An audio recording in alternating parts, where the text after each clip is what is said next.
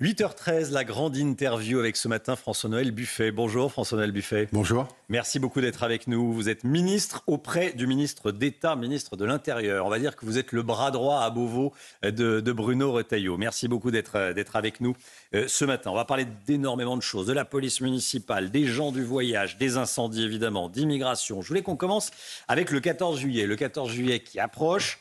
On est nombreux à attendre le défilé militaire, une façon de rendre hommage à nos armées, à nos soldats qui nous protègent, qui nous permettent de vivre libre en France. Malheureusement, le soir, certains qui n'ont rien à faire du 14 juillet, de la liberté ou de notre défense, en profitent pour brûler des voitures, pour agresser, pour voler. Est-ce que vous craignez encore une fois des débordements ? Nous le craignons, en tous les cas, nous le préparons au cas où. Il est de la responsabilité du ministère de l'Intérieur d'être prêt à tout moment. Et nous savons désormais que, quels que soient les grands rassemblements, la victoire du Paris Saint-Germain potentiellement, on l'a vu il n'y a pas si longtemps que ça, une grande manifestation comme le 14 juillet et le défilé militaire sont des moments de grands rassemblements qui devraient être des moments de joie et de bonheur et qui sont souvent perturbés par des voyous, les crapules qui sont connus, en tous les cas, connus dans les principes.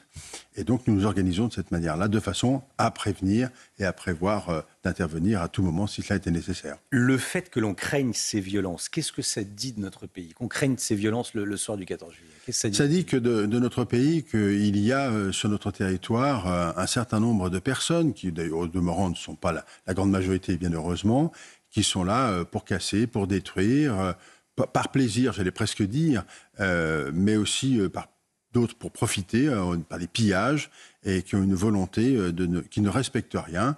Donc ceux-là, il faut à tout prix qu'on ait tous les moyens pour les arrêter, les condamner fermement et que les choses soient parfaitement claires, mais surtout que le message suivant passe. Nous serons déterminés à ne pas laisser faire.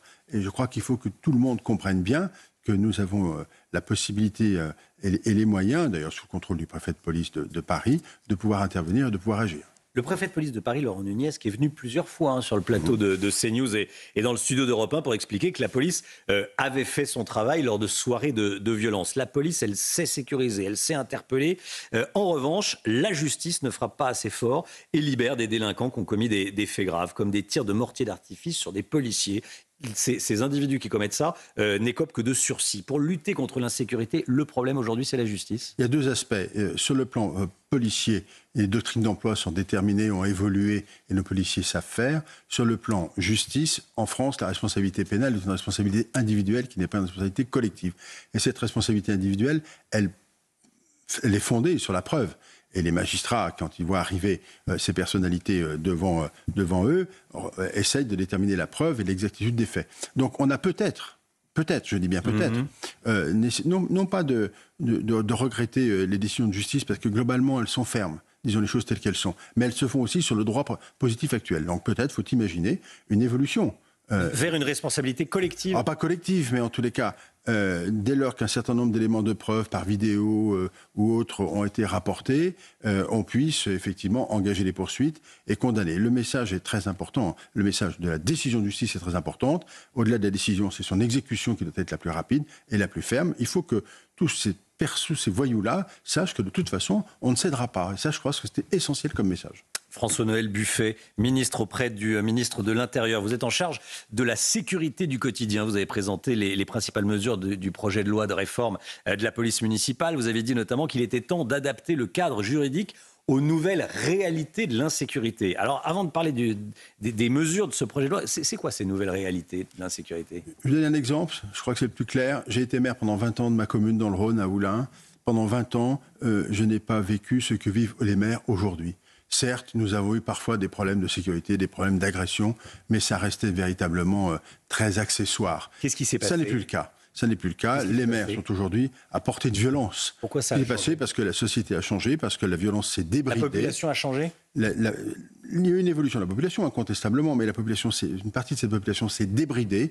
La violence n'est plus un problème. L'atteinte à la personne physique n'est plus un problème. On le voit y compris avec les mineurs. Il n'y a pas forcément plus de délinquance des mineurs, mais l'intensité des actes est de plus en plus importante. Mais qui commet ces actes ? Qu'est-ce qui a changé? Vous dites la population a changé. Qu'est-ce qui a changé? Le respect de l'autorité. D'une manière générale, c'est le respect de l'autorité. Le rapport à l'autorité a changé. Et dans toute la population, dans une certaine partie de la population? Pas dans toute la population, heureusement. Oui, Autrement, on aurait une révolution. Oui. Mais vous avez une partie de la population qui considère que tout est dû. Mais quelle partie? On les connaît, une grande partie des gens qui ont habité dans les banlieues, qui se sont fait prendre par des réseaux, qui sont manipulés pour une partie d'entre eux. Qui sont victimes? Oh non, je ne dis pas qu'ils sont victimes. Oui. On n'est jamais victime de ce qu'on fait. Oui. Hein, ils sont manipulés, mais ils se laissent manipuler. Bien sûr, on n'est jamais victime de ce qu'on fait. En revanche, y compris des réseaux politiques les encouragent, disons les choses. Quand on dit qu'on a droit à la désobéissance, quand on dit sur les plateaux de télévision ou à l'Assemblée nationale qu'on peut casser, qu'on peut être en désaccord et qu'on a droit d'agir... Vous faites allusion à la France insoumise? Oui, absolument, mais parce qu'il faut nommer les choses telles qu'elles sont, eh bien on encourage les gens. Et quand vous avez une personne qui est en défaut de repère, qui n'a plus l'autorité parentale en face de lui, qui lui dit ce qui est bien ou ce qui est mal, on se tourne vers celui qui vous dit, tu vois, tu peux casser, tu as le droit, on te protège. Et dans ces conditions-là, on a ce que nous vivons. Donc cette évolution, elle est essentielle. Les maires sont à portée d'engueulade tous les jours, mais aussi à portée de violence. Et donc il était nécessaire d'adapter la police municipale à cette réalité-là. Quand vous avez entendu Mathilde Panot dire qu'il fallait désarmer les policiers municipaux et débrancher les systèmes de surveillance dans les communes, vous avez vu rouge? Ou l'ancien maire? C'est scandaleux. C'est scandaleux et irresponsable. Tous les maires aujourd'hui, de droite comme de gauche, renforcent leur police municipale, utilisent la vidéoprotection, investissent très fortement sur ces sujets-là. Et avec quelles conséquences? Un taux d'élucidation des crimes et des délits de 30%. Une sécurité renforcée pour leur population.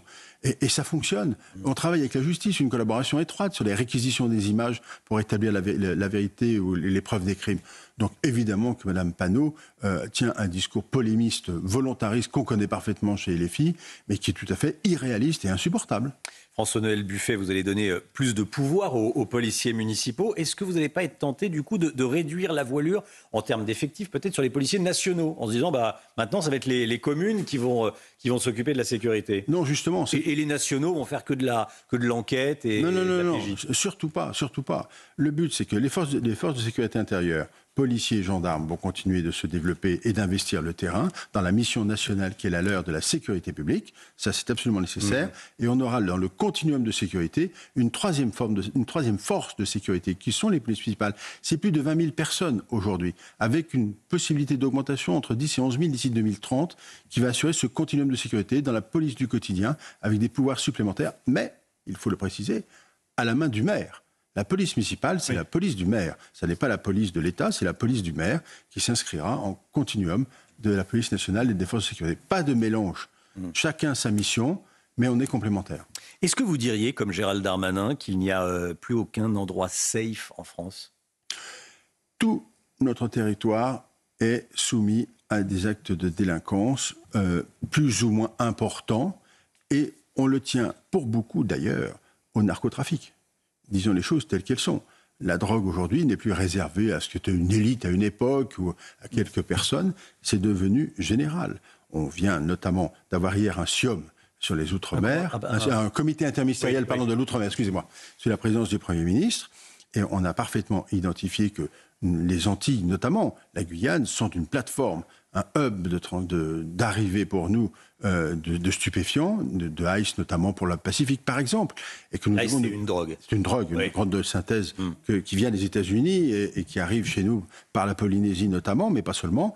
Et ce drame-là, il est fondamental. D'où la nécessité du texte qui a été voté, qui est en application. Ça, c'est une lutte de tous les jours parce que ça génère un tel business.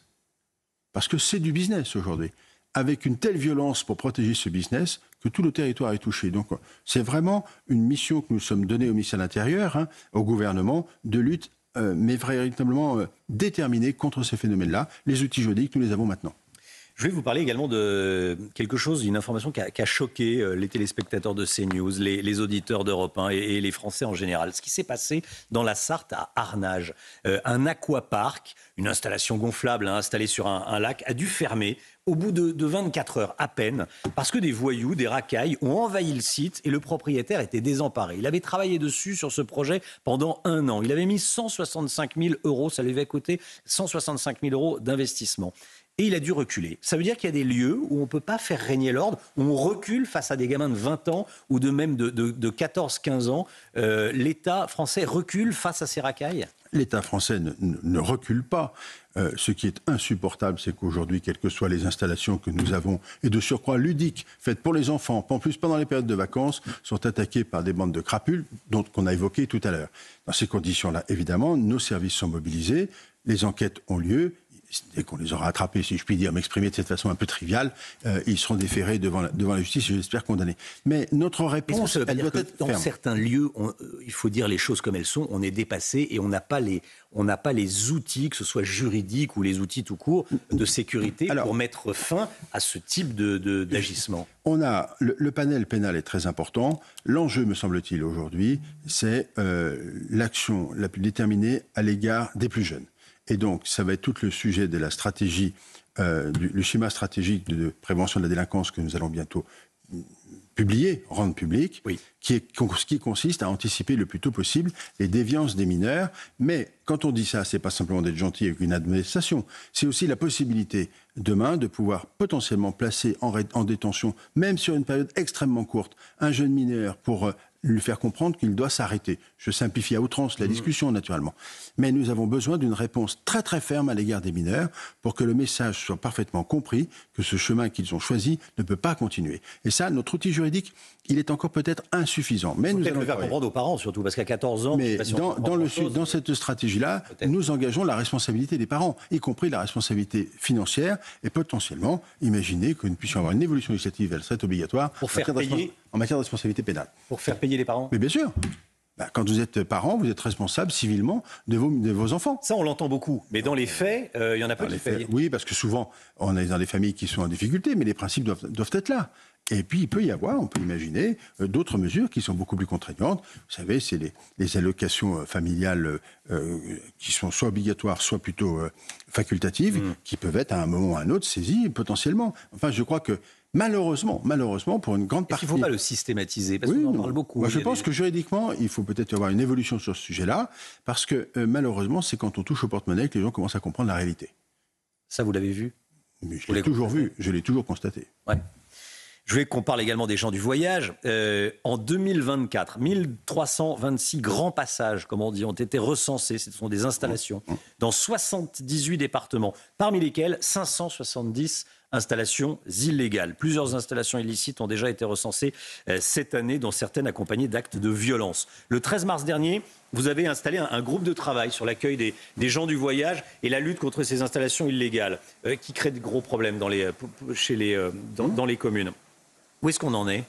Alors, ce groupe de travail composé de députés et de sénateurs a proposé cette semaine 22 mesures, dont une partie d'entre elles, la majorité, un peu plus de la moitié, est de caractère législatif, une partie est réglementaire, pour donner plus de moyens juridiques et de procédures aux maires et aux préfets pour faire évacuer les occupations illégales. Il faut rappeler qu'une occupation sur 3 des gens du voyage est une occupation de caractère illégal. La question n'est pas d'être contre les gens du voyage, qu'on soit bien clair. La question, c'est d'être contre les occupations illégales. Donc, les propositions qu'ils ont faites, que nous soutenons au gouvernement, qui va faire l'objet d'une proposition de loi, pas du gouvernement, mais de ces parlementaires-là, qui vont se saisir maintenant très rapidement, vont permettre de donner à la fois aux préfets et aux maires, je le redis, la capacité de pouvoir agir très très vite. Ça, c'est la sanction, mais de pouvoir anticiper également le plus tôt possible les installations, voire les lieux d'installation et les responsabilités civiles, financières. Exemple, la circulaire. On vient avec le ministre d'État Bruno Retailleau d'adresser à tous nos préfets en ce début de semaine une circulaire au terme de laquelle on leur donne les instructions très claires de stratégie. Nomination d'un médiateur. Nomination d'un sous-préfet en charge de déterminer les fonciers disponibles. Rédaction d'une convention quand il y a occupation avec garantie financière pour remise en état en cas de dégradation.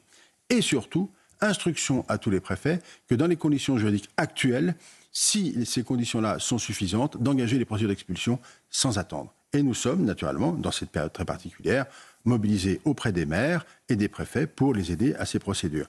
C'est donc une évolution qui va être notable avec ce texte qui va quand même donner à nouveau des pouvoirs plus importants. D'ailleurs, il y a des exemples, ça a marché assez récemment à Toulouse, où ils ont occupé un terrain de rugby. Eh bien, en quelques heures, Ça a été réglé. Ça a été réglé. François-Noël Buffet, ministre auprès de Bruno Retailleau, ministre auprès du ministre de l'Intérieur. Il y a eu les grands feux à Marseille, dans l'Hérault, dans l'Aude. Question simple, vous êtes en charge de la sécurité civile à Beauvau. Est-ce qu'on est prêt à affronter des grands feux cet été ? Oui, on est prêt, on s'est préparé. Nous avons les moyens disponibles, nous avons prépositionné d'ailleurs un certain nombre de matériel dans les régions susceptibles de s'enflammer. La saison feu, si on peut dire, démarre beaucoup trop tôt. Ce que nous venons de vivre, c'est habituellement... Ça vous a surpris ? Ça nous surprend dans son volume, évidemment. Enfin, ça ne nous surprend pas, mais ça nous inquiète, parce qu'on se dit que ça va être de plus en plus tôt. D'habitude, c'est au mois d'août, et là, début juillet. Cette semaine, on avait quasiment presque 2000 sapeurs-pompiers sur le terrain, entre le Var, entre les Bouches-du-Rhône et entre l'Aude. L'Aude, 2 semaines de suite, ont eu à subir des incendies. Souvent, d'ailleurs, 9 incendies sur 10 sont d'origine humaine. Et par des négligences, principalement. Ou accidentelle, évidemment, celui des Bouches-du-Rhône, c'est une voiture qui a brûlé. Et quelques actes malveillants. La malveillance consistant à jeter d'ailleurs son mégot sans faire attention. C'est de la négligence malveillante. Et cela, il faut que les gens se rendent compte de cette situation-là. Ils sont personnellement responsables. Nous sommes collectivement, personnellement responsables du respect des règles dans ces périodes-là. Mais ces 9 sur 10 qui déclenchent des feux, on voit les conséquences avec les risques, y compris pour nos pompiers, il ne faut pas l'oublier, y compris pour nos pompiers. Message de vigilance de François-Noël Buffet. Merci beaucoup d'être venu ce matin. Merci à vous. Sur le plateau de la matinale de CNews et dans le studio d'Europe 1.